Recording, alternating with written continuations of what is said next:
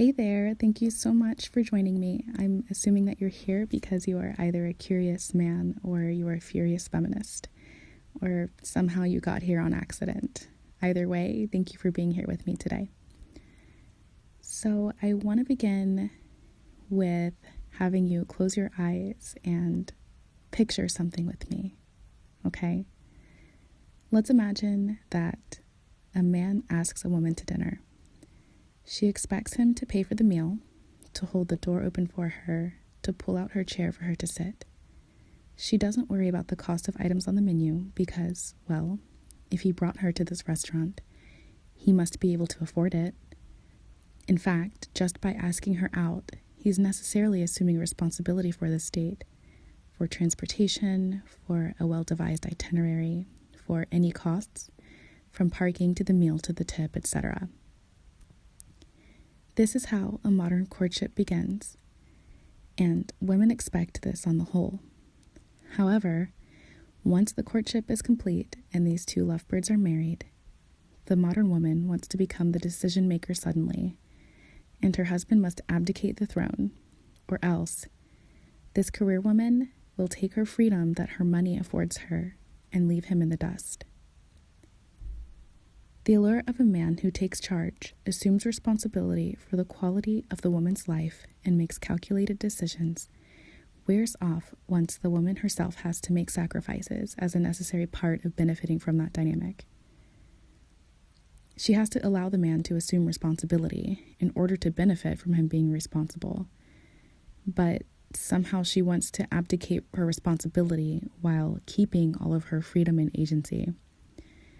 So I want to know if someone can tell me, how is this fair at all to the man?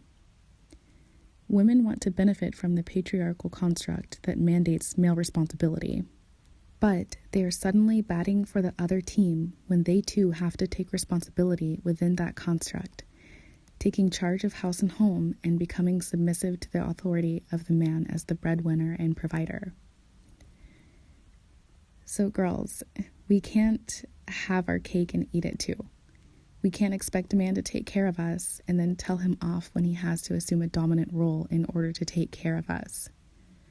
If you still lived at home under your parents' care, you would have to follow their rules because they are providing for you. It's the same for a husband. Just because you're a big girl now doesn't change the dynamic of provider and beneficiary. Why the hypocrisy? Take responsibility for yourselves, ladies, or stop whining and just do what the poor man is asking you to do. Despite the sensational introduction to this short episode, I am not here in the spirit of sensationalism. In fact, I am here because I see how men in America have become the scapegoat for many problems in society that should be, in fact, attributed to feminism, especially the idea of gender equality. Now, gender equality is defined in the Oxford Dictionary as the state in which access to rights or opportunities is unaffected by gender. However, this is not exactly how popular feminism defines gender equality. In practice, popular feminism demands that men and women be essentially interchangeable in society. Any statement about a man's abilities or rights should be able to apply to women, and vice versa. Interestingly, there never seems to be more than lip service paid to the biological fact that women bear and nurse children and men do not, as well as that men's physiological and psychological makeup makes them more well-suited to a life of career and breadwinning. Just as well, there is never the mention of the rights of children in the feminist narrative, except for the desire to set an example for the female child in the hopes of her growing up to be a career woman who doesn't have need of a man. As a result of this functional definition of gender equality, we now have women becoming more like men and men becoming more like women, but not exactly in a positive sense. And as such, the societal situation for both men and women is becoming dire.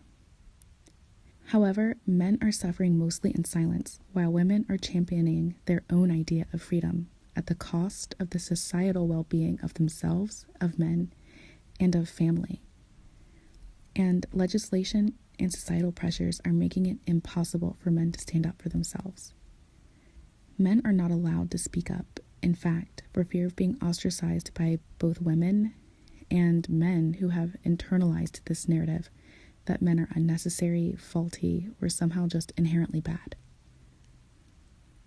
What I want to do here is discuss the plight of the modern American man, how the decline of masculinity adversely affects women to a huge degree, and how we rectify this issue in order to preserve society and ultimately even civilization by restoring the rights of men.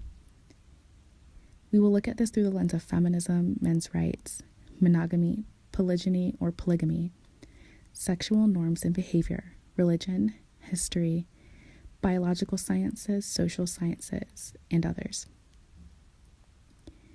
I don't pretend that my views contain any absolute truths, but as a woman, I am absolutely horrified to see the relation of men to women and women to men today in America. I am frustrated seeing my fellow women support an ideology that they insist espouses their freedoms, but then behave in ways that strip them of all self-respect and the respect of others. I am sure that I will be called self-hating, as well as many other colorful descriptors, but that's fine. Bring it. Just also be sure to bring your actual argument with you as well. I am completely game. Thanks again for listening. Please do leave your honest opinions, questions, requests for discussion, complaints, anything of interest. I would really love to engage with people who are interested in opening a dialogue. Thanks so much.